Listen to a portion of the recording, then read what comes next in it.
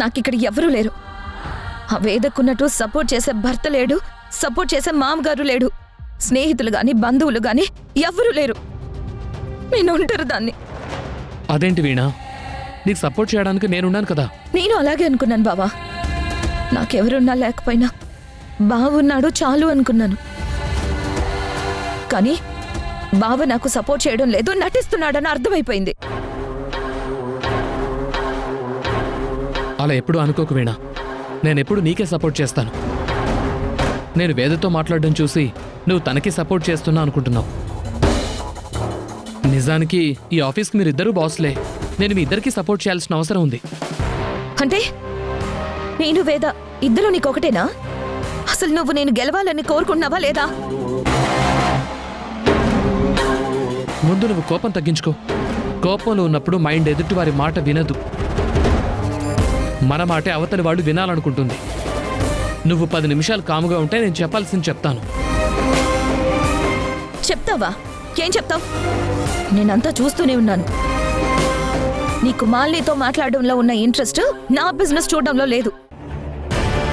వేదతో కూర్చొని time pass చేయడంలో ఉన్న ఇంట్రెస్ట్ నా ప్రోడక్ట్ క్వాలిటీ చెక్ చేయడంలో లేదు. స్టాప్ ఇట్ వీణా. నువ్వేం మాట్లాడుతున్నావు నీకేమైనా అర్థమవుతుందా? First control your self. కోపంలో ఉన్నప్పుడు కంట్రోల్ తప్పి మాట్లాడకూడదు. ఒక్క క్షణం ఆలోచించి మాట్లాడాలి.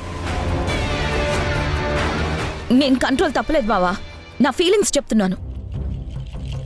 అయినా నా అన్న వాళ్లే వెన్నుపోటు పొడిచాక కంట్రోల్లో ఎలా ఉంటాను? వీణా, నువ్వేదో ఊహించుకొని ఇంకేదో మాట్లాడుతున్నావు. ఇక నీకు వెన్నుపోటు పడిచేవాళ్ళు ఎవరు లేరు. అవునా? మరి నువ్వు చేస్తున్న పనేంటి? బిజినెస్ పరంగా నాకు సపోర్ట్ చేస్తున్నట్టు యాక్ట్ చేసావు. నేను యాక్ట్ చేయడం ఏంటి? నేను నీకెప్పుడు సపోర్ట్ చేస్తూనే ఉన్నాను. అలాగా? ప్రోడక్ట్ క్వాలిటీ మన ఇద్దరం కలిసే కదా చెక్ చేసాం. అప్పుడు బానే ఉంది కదా. మధ్యలో ఏం జరిగింది? ఎందుకు డీలర్లు నా ప్రోడక్ట్ కొనడానికి ముందుకు రావడం లేదు? దానికి కారణం నువ్వే. నువ్వు సరిగ్గా పట్టించుకోలేదు. వీణా, నీ ప్రోడక్ట్కి బ్యాడ్ రివ్యూస్ ఎందుకు వచ్చాయో, బిజినెస్ ఎందుకు డౌన్ అయిందో, డీలర్స్ మెటీరియల్స్ ఎందుకు రిజెక్ట్ చేశారో నీకు తెలుసు, నాకు తెలుసు. మనం గుడ్ క్వాలిటీ మెటీరియల్ సప్లై చేస్తే ఎందుకు ఇలా అయిందని ముందు అది తెలుసుకోవాలి. నేను ఆ ప్రయత్నంలోనే ఉన్నాను. అదే ఎలా జరిగింది? నేను నిన్ను నమ్మాను, నువ్వేమో నన్ను అన్ని రకాలుగా దూరం పెట్టావు. ఇక నాకెవరూ అవసరం లేదు, వెళ్ళిపోయి ఇక్కడి నుంచి. వీణా, నాకు అర్థమైంది. ప్రోడక్ట్ విషయంలో మనకు తెలియకుండా ఎవరో ఏదో చేశారు. ఇక నుంచి నేను నీ పక్కనే నిలబడతాను. అదెవరు చేశారో కనిపెడతాను. నన్ను నమ్ము.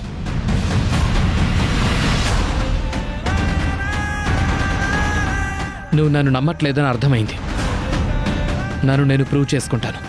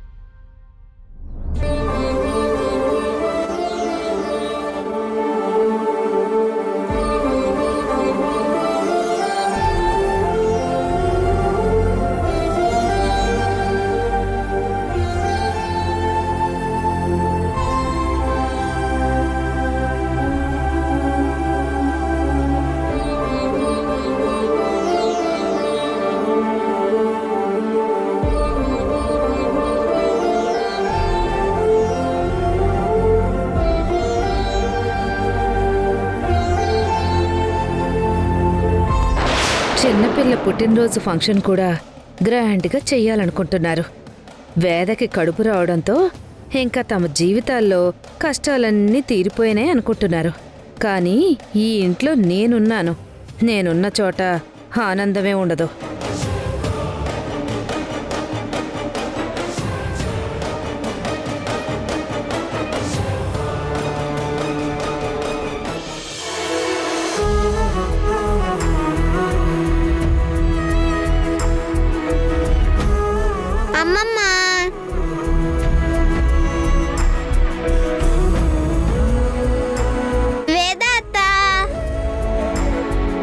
దేనికి? నా బర్త్డే బాగా చేస్తున్నందుకు ఇది నాకు ఆడుకోవడానికి చెల్లినో తమ్మున్నో ఇవ్వబోతున్నందుకు. Thank you. ఏయ్, నీ పుట్టినరోజు ఏర్పాట్లు చూసావు కదా, నువ్వు హ్యాపీనా? హ్యాపీ అని చెప్పానుగా. కాకపోతే ఒకటి, సరస్వతి అమ్మమ్మ కూడా ఉంటే బాగుండేది. సరస్వతి అమ్మమ్మ నీకు ఫోన్ చేస్తానని చెప్పింది. నువ్వు హ్యాపీగా వెళ్ళి బెలూన్స్తో ఆడుకో. ఇలాగే ఒకళ్ళకొకళ్ళు థ్యాంక్స్లు చెప్పుకోండి. నవ్వుతున్న మిమ్మల్ని కాసేపట్లో ఏడ్చేలా చేస్తాను. అందరూ మోక్షకి గిఫ్ట్లు ఇస్తుంటే నేను వేదాకి గిఫ్ట్ ఇస్తాను. వేదా, అసలే కడుపుతో ఉన్నావు కదమ్మా, నీకెందుకు ఈ పనులన్నీ? నువ్వు తప్పుకో, నేను చేస్తాను. పర్వాలేదులే పిన్ని, ఇక్కడ నేనేమీ రాళ్లు మోయట్లేదు. బెలూన్స్ వదలడం లాంటి చిన్న చిన్న పనులే చేస్తున్నాను. సరే అమ్మా, నీ ఇష్టం.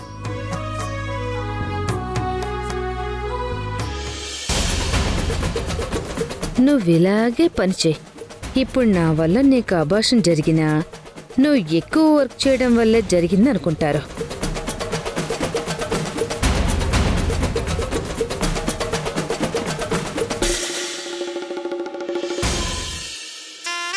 వేదా, మనకొక సమస్య వచ్చిందమ్మా. ఏంటత్తయ్యా? మోక్ష కేక్ కావాలని అందరి ముందు కట్ చేస్తానని అంటోంది. నేను ఆర్డర్ ఇచ్చానత్తయ్యా, కాసేపట్లో వచ్చేస్తుంది. వేదా, నువ్వు ఒక విషయం మర్చిపోయినట్టున్నావు. మోక్ష టైప్ 1 డయాబెటిక్. ఒకప్పుడు పాయసం తింటేనే ప్రాణం మీదకొచ్చింది. అదంతా నాకు గుర్తుందత్తయ్యా. కాకపోతే ఇప్పుడు మార్కెట్లోకి షుగర్ ఫ్రీ కేక్స్ వచ్చేసాయి. అందువల్ల ఏ ప్రాబ్లం ఉండదు. నేను అదే ఆర్డర్ చేశాను. అది కూడా మోక్షకు కొంచెం పెడదాం. సరే వేదా, ఏర్పాట్లు త్వరగా కానిద్దాం. మన వాళ్ళు వచ్చే టైం అయింది.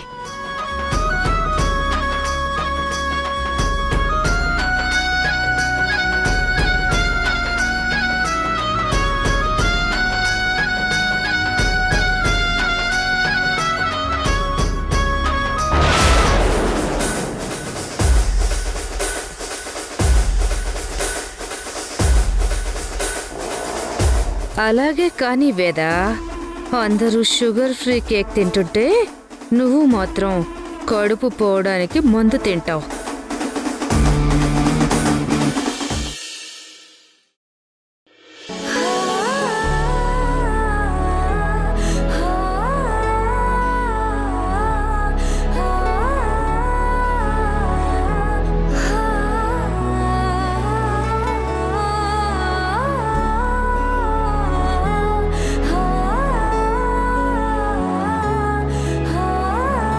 ఏంటమ్మా, ఎవరికోసమైనా ఎదురు చూస్తున్నావా? అవును బాబాయ్, కార్తీక్ కోసం ఎదురు చూస్తున్నాను. ఎందుకు?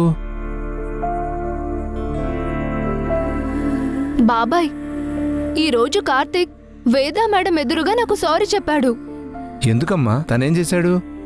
చాలా చేశాడు బాబాయ్. ఈ మధ్య అసలు నా మాటే వినడం లేదు. రా కార్తీక్, కూర్చో. హాయ్ అంకుల్, ఏం చేస్తున్నారు అంకుల్?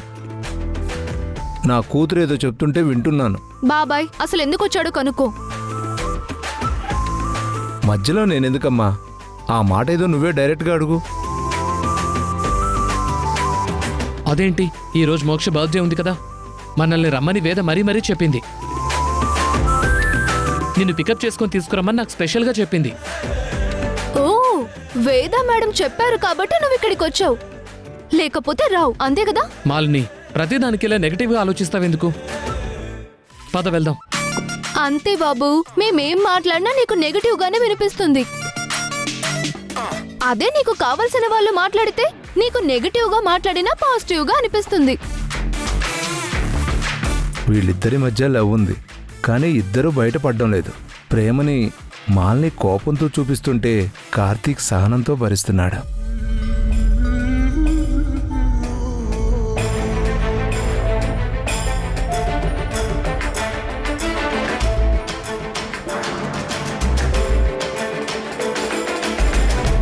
మాలిని, మనం వెళ్ళకపోతే వేద ఫీల్ అవుతుంది.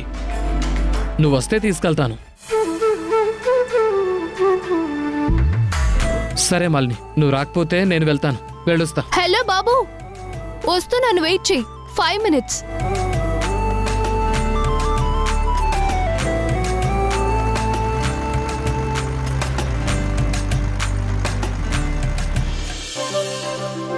తనది చిన్నపిల్లల మనస్తత్వం కార్తీక్, జాగ్రత్తగా హ్యాండిల్ చేయి. అలాగే అంకుల్, నేను జాగ్రత్తగా తీసుకెళ్ళి తీసుకొస్తాను.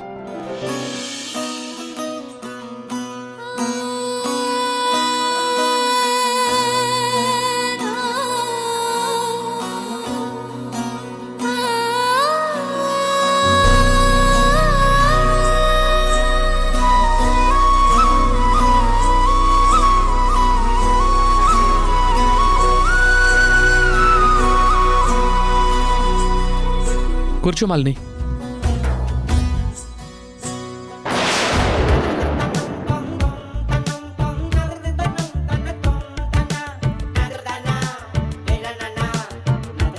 కార్తీక్, మాలిని లోపలికి ఎందుకు వెళ్ళింది? ఏమో అంకుల్, మాలిని బ్రెయిన్లోకి ఎప్పుడు ఏ ఐడియా వస్తుందో తెలియదు. అది ఖచ్చితంగా మన కొంప ముంచేదే అవుతుంది. అంతేనంటావా? డౌట్ ఎందుకు, చూడండి.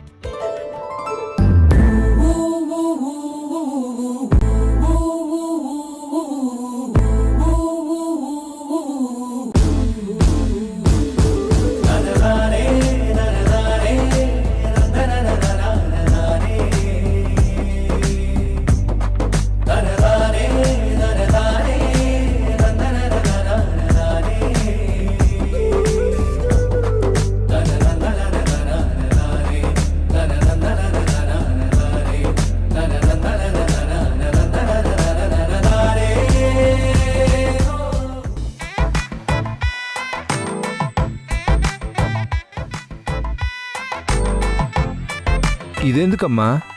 నీకు తెలీదు బాబాయ్, నేను కార్తీక్ ఒకే బైక్ మీద వెళ్ళడం ఎవరైనా చూస్తే?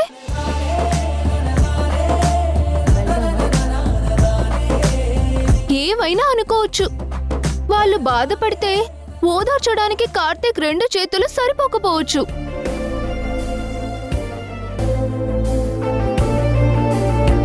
మా ఇద్దరి మధ్య గోడ కట్టినట్టు ఈ దిండుంటే వాళ్ళు సంబరపడొచ్చు.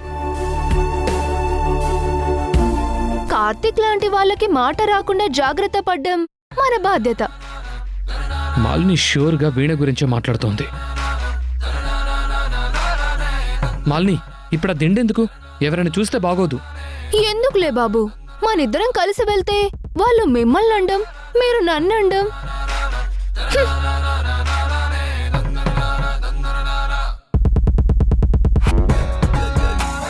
పదండి, దారిలో గిఫ్ట్ షాప్ దగ్గర ఆపండి. వెళ్ళొస్తాం అంకుల్. బాయ్.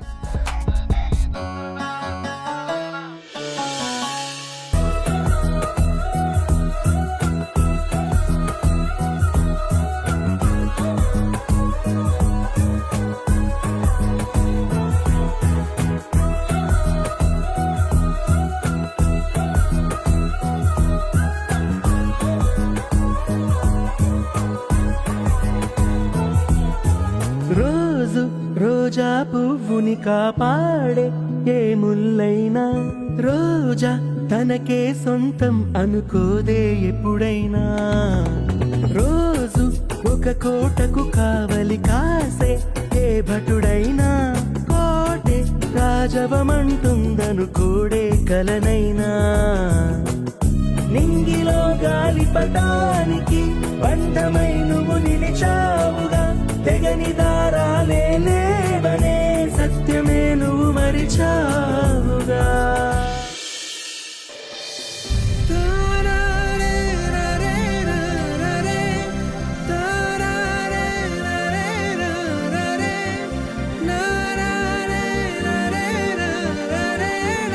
మోక్ష, ఇంకా రెడీ అవ్వలేదా? అమ్మమ్మ, నువ్వు ఇంకా నాకు డ్రెస్ ఇవ్వలేదు కదా. అదేంటి, వేద కొత్త డ్రెస్ తెచ్చానందే. తెచ్చానత్తయ్య. మోక్ష, నీకోసం ఒక మంచి డ్రెస్ తెచ్చాను, చూడు.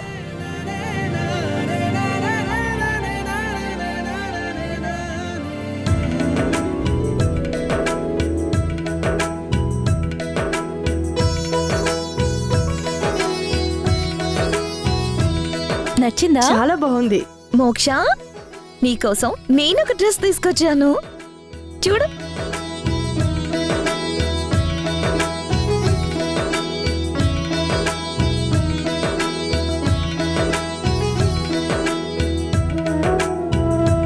మోక్ష, నీకు ఇద్దరు అత్తలు చెరొక డ్రెస్ తెచ్చారు. నీకు ఏ అత్త అంటే ఎక్కువ ఇష్టమో ఆ అత్త తెచ్చిన డ్రెస్ వేసుకో. నాకు ఇద్దరు అత్తలు ఇష్టమే, కానీ నాకు నచ్చిన డ్రెస్సే వేసుకుంటాను.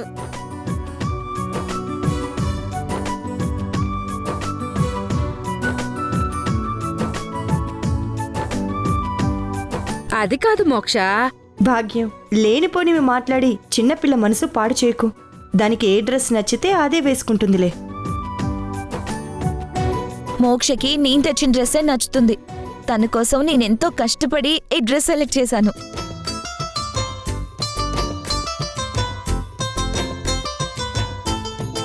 నాకు కూడా వీణ తెచ్చిన డ్రెస్సే నచ్చింది. నీకేంటి పిన్ని, నేను తెచ్చిన డ్రెస్ ఎవరికైనా నచ్చుతుంది.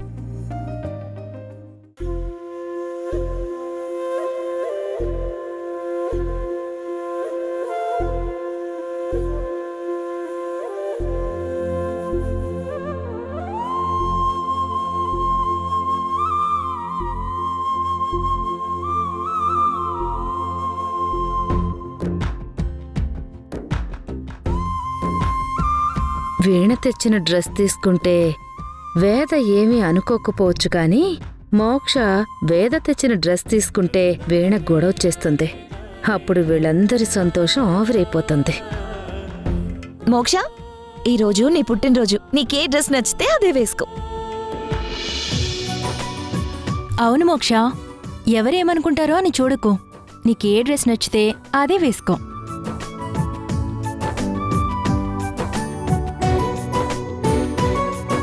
మోక్ష గాని వేద తెచ్చిన డ్రెస్ సెలెక్ట్ చేస్తే వీణ ఫీల్ అవుతుంది. తనకెలా నచ్చ చెప్పాలో ఏంటో.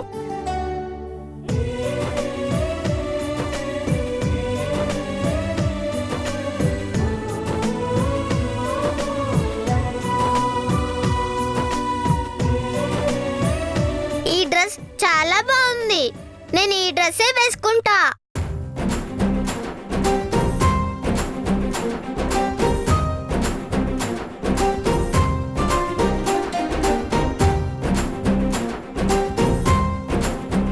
వీణే గెలిచింది.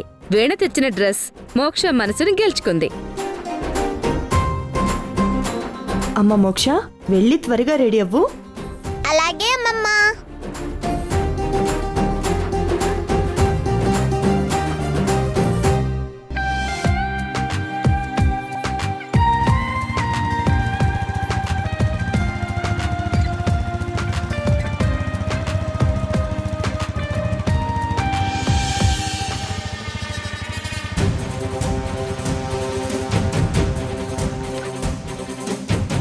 మాలిని, ఆ దిండుతో లోపలికి రావడం అవసరమా? ఇక్కడ బండి మీద పెట్టొచ్చు కదా. బండి మీద పెట్టాలా? ఇదేమైనా హెల్మెట్ అనుకున్నావా బాబు? లాక్ చేస్తే ఉండిపోవడానికి ఎవరో ఒకరు ఈజీగా ఎత్తుకుపోతారు. తిండెవరు ఎత్తుకుపోతారు మాలిని?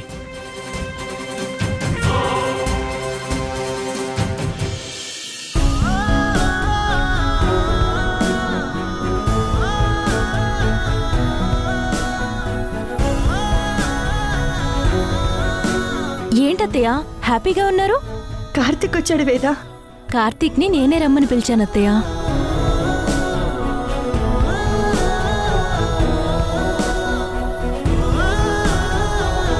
బావ మాలిని బైక్ మీద తీసుకొచ్చినట్టున్నాడు. నా బావ మాలినితో రావడం ఏంటి?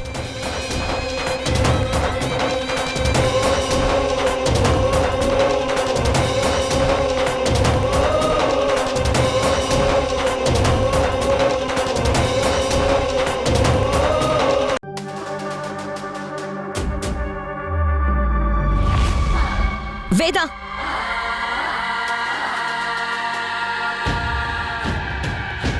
మోక్షని డ్రెస్ వేసుకోమని నేనే అన్నాను. ఈ విషయం ఇంతటితో వదిలేసి పార్టీలో జాయిన్ అవ్వు. నువ్వు మాయలాడివి వేద.